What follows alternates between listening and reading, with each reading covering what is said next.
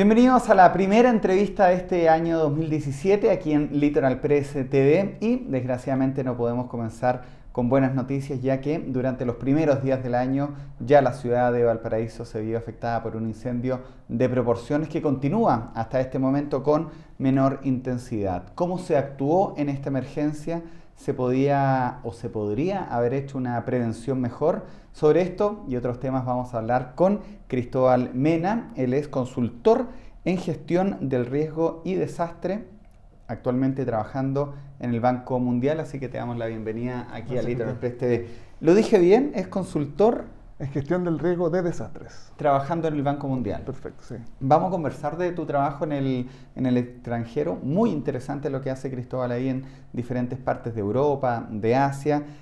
Vamos a estar hablando de otros temas que tienen que ver con nuestro país, pero lo primero que me gustaría consultarte es, a tu juicio, con tu visión internacional también de este tema, ¿cómo se actuó en la emergencia del incendio que vimos este fin de semana en el puerto? Yo creo que en general se actuó como se actuó durante los últimos 5 días en la emergencia, que Bien o mal.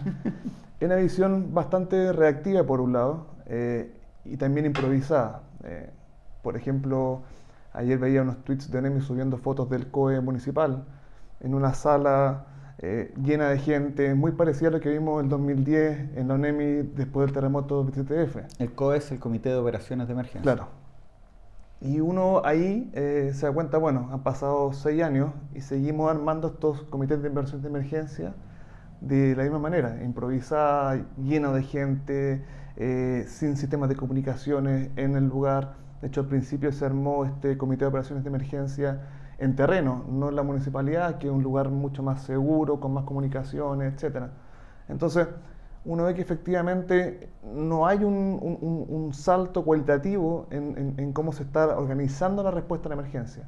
El detalle mismo de si se trabajó bien o no, yo creo que eso ya es más para adelante, pero de primera vista uno ve que la organización se mantiene igual, también muy centralizada. Por ejemplo, se ve que a las pocas horas del incendio ya estaba el subsecretario de Interior en Valparaíso coordinando las acciones con la ministra de Vivienda. ¿Ya? Y uno dice, bueno, la experiencia internacional y la doctrina internacional dice que debe ser al revés. El poder está en el nivel local y el nivel local es el que responde. Bueno, hay que decir que Cristóbal viene llegando también después de haber aprobado satisfactoriamente un máster en la Universidad de Londres y durante el año 2011 trabajó en el proyecto de ese entonces para lo que fue el proyecto que se envió al Congreso para la nueva ONEMI. Con esa experiencia y viendo las críticas que habían a la falta de un plan maestro de emergencia, ¿crees tú que realmente no se ha avanzado en todo este tiempo en la creación de un plan para este tipo de situaciones? Sin duda no se observa, como te decía, se ve mucha improvisación porque efectivamente no hay una planificación previa. Seguimos respondiendo, si bien todos sabemos que va a pasar. Y interesante porque estamos en octubre, septiembre y la gente empieza a decir, va a pasar algo en Valparaíso, va a empezar la temporada de forestales y todos saben qué pasa, pero cuando llega el momento del rescue, empiezan todos de nuevo a improvisar, a hacer las cosas de manera reactiva, entonces uno dice, algo está pasando que efectivamente no hay un cambio. Y yo creo que eso pasa por un lado por la institucionalidad que tenemos hoy en día, que es muy débil en gestión de emergencia, y también en financiamiento. No hay financiamiento, entonces tampoco le podemos pedir más, digamos. Por ejemplo, la Municipalidad de Paraíso, más de lo que puede hacer hoy en día, no tiene recursos y tiene la organización para poder responder de mejor manera. Se dijo que en algún momento habían habido problemas con el agua, con los grifos. ¿Tienes información de eso? Lo único que yo supe ayer, por donde lo que seguí, era que al parecer se cortaron la electricidad por precaución, y al cortarse el agua, se cortaron las bombas de suministro, entonces los grifos no tenían presión. Eso, evidentemente, es un problema muy crítico y es algo crucial, porque el sistema de grifos para cualquier tipo de emergencia, no solamente para incendios forestales, sino para incendios urbanos, terremotos, etcétera. Hay un ítem muy importante que es que sean redundantes, que sean resilientes. Bien. Y si que se corta la electricidad y no tenemos un sistema de grifo, hay algo que hay que revisar ahí que tiene que estar obviamente cubierto mucho antes de una emergencia. Tú hablabas de una institucionalidad débil, la institucionalidad central, la institucionalidad de la ciudad de Valparaíso. ¿Qué está fallando acá? Bueno, por ejemplo, hoy en día lo que existe como regulación es un Plan Nacional de Emergencia, ¿Ya? que data del 2002 y se modificó en una parte muy pequeña en el 2011. Y por ejemplo, este plan considera que se generan algunos mecanismos para poder prevenir la emergencia, para coordinar previamente y después la respuesta, como son estos COE que hablábamos. El problema que pasa es que al ser un decreto, porque el decreto del Ministerio del Interior no tiene carácter de obligatorio. Entonces, ¿qué pasa? Que al final, obviamente, depende de cada municipalidad, de cada organismo, si es que lo contempla o no lo contempla. Y ahí pasa, por ejemplo, en la municipalidad de Valparaíso, que quizás tiene un encargado de emergencia, tengo entendido que tiene uno, pero al no estar financiado propiamente, al no tener una autoridad suficiente, tiene limitadas sus funciones al final. ¿Ellos son miembros del COE o del CPC? El CPC, que es el Comité de Protección Civil, este es una estructura que se diseñó en Plan Nacional para poder prevenir y para poder empezar a planificar. Este CPC es más amplio, convoca a toda la gente que podría llegar a actuar. El Comité de Protección Civil. Claro, ese es más amplio y después el COE es más acotado a la emergencia particular que se está enfrentando. Por ejemplo, quizás en el CPC puede estar gente de sismológico, por ejemplo, porque es más amplio.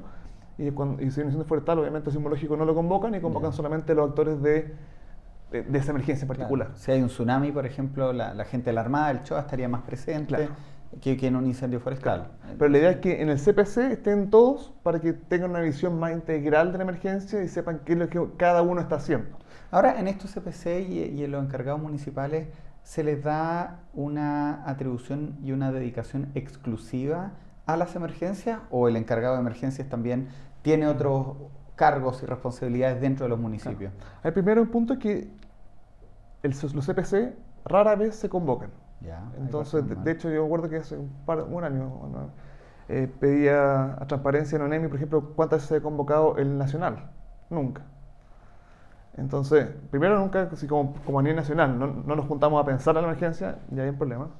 Y respecto al otro que tú me dices de nivel municipal, efectivamente muchas veces pasa que el encargado de emergencia tiene otras funciones también. Entonces, como no tiene educación exclusiva, obviamente su rol es mucho más limitado porque tiene que estar haciendo otras cosas más. Entonces ahí también uno dice, bueno, ¿cómo lo hacemos? ¿Cómo le damos esa dedicación exclusiva? Y lamentablemente, como no hay financiamiento apropiado, la municipalidad tiene que empezar a hacer malabares y decir, bueno, con el recurso que tengo, voy a tratar de poner a esta persona que puede ser, no sé, encargado de aseo nato o de planificación, etcétera. Démosle también la función de emergencia, pero no es exclusiva porque no tengo el dinero para poder pagar a un funcionario exclusivamente para eso. Claro. Todo el año 2011, lo decíamos en la introducción, trabajaste asesorando al gobierno en lo que fue el proyecto que se envió para la creación de una nueva UNEMI. 2011. 2014 partí. Yo, te sumaste al proyecto que venía del 2011, un año después del terremoto. ¿Qué ha pasado? Porque han sido 6 años, tú te integraste al 2014, pero ya estamos en el 2017. ¿En qué vamos? Bueno, el proyecto sigue... Hubo cambio de gobierno entre medio. Hubo cambio de gobierno. Efectivamente, el gobierno decidió cambiar el proyecto totalmente. Se presentó una indicación sustitutiva que al final cambia el proyecto completamente. Entonces, lo que se trabajó del 2011 hasta el 2014, entre comillas, se perdió porque se presentó otro proyecto. Y hoy en día este proyecto nuevo está en la Comisión de Hacienda detenido, después de haber sido rechazado por la Comisión de Defensa por falta de financiamiento. ¿Y qué pretendía el primer proyecto de modificar la ONEMI y qué pretende el actual? En general son bastante similares en el enfoque, que al final es darle un nivel mayor de jerarquía a ONEMI. El proyecto actual quiere hacer una agencia de protección, de gestión de riesgos de emergencia, pero al final, en el fondo, sigue con un enfoque bastante orientado hacia la respuesta y con un financiamiento muy pobre. O sea, por ejemplo, mantiene casi el presupuesto que tiene actualmente ONEMI, que es aproximadamente de 20 millones de dólares, que si lo ponemos en proporción, es casi igual al presupuesto que tiene la Biblioteca del Congreso. Entonces, al final, tenemos la Oficina de Organización de Emergencia, que tiene el presupuesto de la Biblioteca del Congreso. Claro. Y eso no está cambiando. Entonces... Y queremos hacer un organismo hoy en día con más atribuciones, con más roles, pero con el mismo financiamiento. Entonces, al final, ¿cuánto más va a poder hacer ONEMI? Mi visión es que quizás va a ser peor, porque vamos a esperar que haga más cosas con la misma plata al final. Y eso puede ser muy complicado a futuro. Bueno, el 2014 tú te integras, pero esto después finalmente se cambia con la actual administración. Te vas a Londres a estudiar un máster que es de riesgos, desastres y resiliencia. ¿De qué trata este máster? ¿Qué conclusiones llegaste? Y bueno, ¿en qué estás ahora? Decíamos que trabajas en el Banco Mundial, interesante, estás viviendo en Holanda. Partamos con el máster. El máster es un máster al final de gestión del riesgo de desastre en general. Ves desde planificación urbana, desde reconstrucción,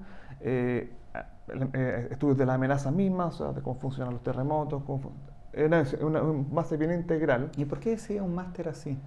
Bueno, yo de profesión soy cientista político, trabajé en tiempo de emergencia y efectivamente me di cuenta que acá en Chile no existe ningún grado de formación a este nivel. Y sentía que yo como profesional tenía que ser serio y tenía que estudiar afuera y encontrar Y estuve en una universidad que hoy en día está rankeada entre las primeras del mundo, el máster es muy integral y me sirvió efectivamente para poder tener una visión más redonda de mi carrera.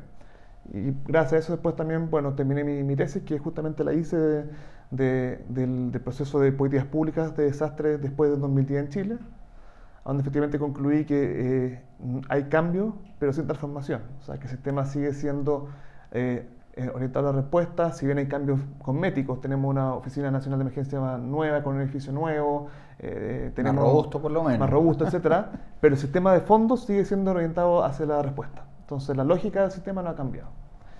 Y después de eso, el Banco Mundial me contrató como consultor, que estoy casi parte del staff, trabajando en Europa y en Asia Central, desarrollando proyectos desde crear centros de alerta temprana, en algunos países estoy con municipalidades generando planes de contingencia para las municipalidades, en Bonia, por ejemplo, estoy desarrollando capacidades de respuesta para inundaciones.